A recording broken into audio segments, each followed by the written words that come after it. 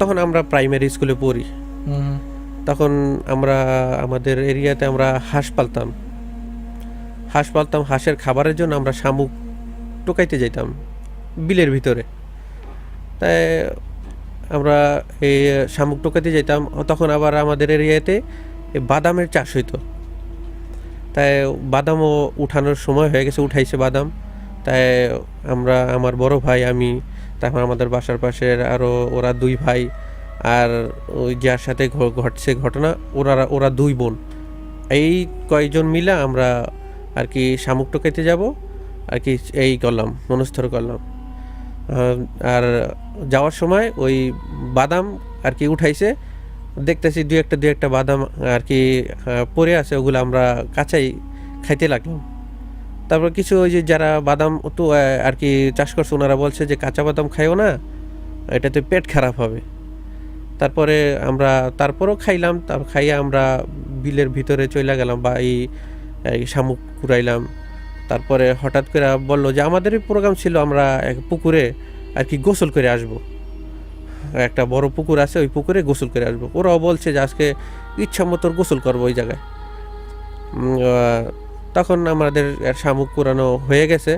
তারপরে আমরা ওই পুকুরে আর কি গোসল করতে নামবো। পুকুরের একটা জায়গা ছিল একটু পানি কম, তাই আমরা বলছি যে তোরা এইখানটাই থাকিস, আর আমরা যারা বড়রা আমরা বলছি আমরা পানিতে এই ছোঁয়াছুঁই খেলবো। তাই আমরা ছোঁয়াছুঁই শুরু করলাম, খেলতাম প্রায় 1-1.5 ঘন্টা খেললাম। খেলার পরে আমাদের আর কি আর খেলতে মন চাইছিল না।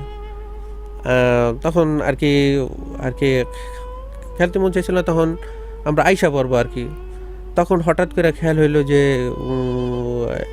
এই দুইটা বোন যে গিয়েছিল আমাদের সাথে, বড় বোনটার আর কি দেখতেছি না, তার ছোট বোনটা উপরে বসে আছে। তাই আমরা ওকে জিজ্ঞেস করলাম যে ও কোথায় গেল। একবার বলে যে পানিতেই আছে, আর একবার বললো যে ও বাসায় চলে গেছে। তা আমি বললাম যে আমাদের না বলে চলে গেল। হ্যাঁ, তখন আমরা খুব চিন্তিত হয়ে গেলাম সবাই, কি ব্যাপার, একজন লোক এরকম, ও চলে যাওয়ার তো কথা না এরকম। ওর ছোটো বোন, ওর ছোটো বোনও তো সাথে চলে যেত। তারপর আবার বলে যে পানিতে ডুব দিছে, ওঠে না। ওর কথা শুনে আমাদেরও ভয় লাগতেছে যে কি ব্যাপার। তখন আবার আমাদের বাসার ওখান থেকে আমাদের দুইটা বড় ভাই আর ওনার এক কলিগ আসছে আর কি গোসল করার জন্য। তাই ওনার কলিগটা নিচে নামলো পানিতে নামার পরে উনি আর কি একটু নিচে নামতে লাগলো, তখন ওনার পায়ে আর কি ও বাজলো আর কি। বাজার পরে ও একটু ভয় পেয়ে গেল যে কি বাজলো এত বড় জিনিস। পরে ও বললো যে মামা মনে হয় মাছ পায়ে পড়ছে মনে হয়। পরে কাকে তাহলে উঠা, কয়েক আবার চুলের মতো বাঁচতেছে, তা কাকে উঠা। উঠাইলো, উঠায় দেখে যে ওর লাশ, ডেড বডি। তখন তো আমাদের ভিতরে আমরা আর ভয় আর সে নাই, এইরকম ঘটনা হইল কিভাবে।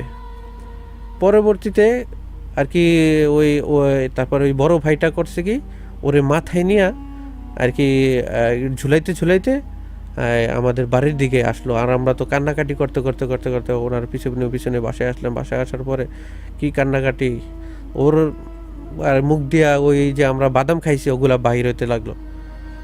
পরবর্তীতে বাসায় না শোয়ানোর পরে তারপরে ওরে আর কি এখন ও কি বাইচা আছে নাকি মারা গেছে ওটা দেখার জন্য ডাক্তারের কাছে যাবে। আর ডাক্তারে বললো, এই আমাদের এরিয়াতে বললো যে ওনারে ঢাকা মেডিকেল নিয়ে যান, কারণ এমবিবিএস ছাড়া তো ডেট ঘোষণা করা যায় না। তার পরবর্তীতে গেল, ওরা মৃত ঘোষণা করলো। ওর এক বডি অর্ধেক নীল হয়ে যায়, আর ওর এই মাথার এক সাইডে একটু ক্ষত চিহ্ন থাকে। তারপরে ওইটা গেল, ওই পুকুরে তো ভয়ে আর কেউ যায় না ওই পুকুরে গোসল করতে। আর আমাদেরও একটা পুকুর ছিল আর কি। তখন আমি বলছি যে আমাদের এরিয়াতে তখন টিউবওয়েল বেশি ছিল না, লোকেরা গোসল নিত্য প্রয়োজনীয় জিনিস ধোয়ার জন্য বেশিরভাগ পুকুরই ব্যবহার করতো। তাই আমাদের পুকুর একটা ছিল, ছোট পুকুর, তাই আমার বাবা আবার পুকুরে গোসল করতে দিত, কিন্তু পুকুরে সাবান ব্যবহার করতে দিত না, তো পুকুরের পানিটা নষ্ট হয়ে যাবে। তাই আমাদের ওখানে একজন লোক ছিল, উনি এরকম পুকুরে গোসল করতে আসছে, তারপরে দিন এরকম গোসল করতে আসছে, তারপরে ওনারে বলে যে সাবান দিয়ে এখানে গোসল করতে পারবেন না। তখন উনি বললো যে আচ্ছা ঠিক আছে, তাইলে উনি ওই পুকুরে গেল গোসল করতে, সাবান দিয়ে গোসল করতে গেল। তাই উনি সাবান আর কি দিয়া মাথায় আর কি পানি ঢালতে লাগলো। পানি ঢালার সময় আর কি 4-5 জন মেয়ে লোক যে একসাথে হাসলে যে এরকম শব্দ, ওরকম শব্দ উনি শুনতে পায়।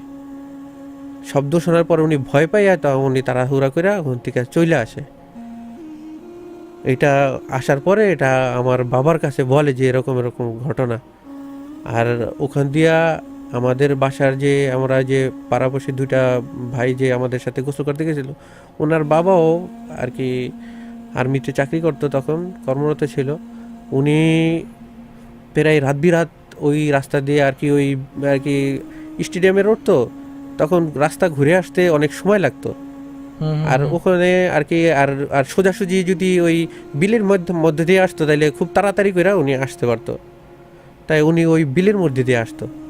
তাই উনি মাঝে মাঝে আর কি দেখতো যে রাস্তা আর কি মেন রোডে নামার পরেই দেখতো যে এই সাদা কাপড় পরে কি যেন আর কি রাস্তা পারাপার হইতে আছে, এরকম দেখতো উনি। তাই উনিও আবার একটু সাহসী ছিল, যেহেতু উনি ডিফেন্সে চাকরি করে। তো উনি ওরকম একটা যে কোনো একটা ব্যবস্থা করে উনি আর কি ওই আর কি ওই বিলের মাঝখান দিয়ে আসতো আর কি। এই আর কি ঘটনা আমার আর কি।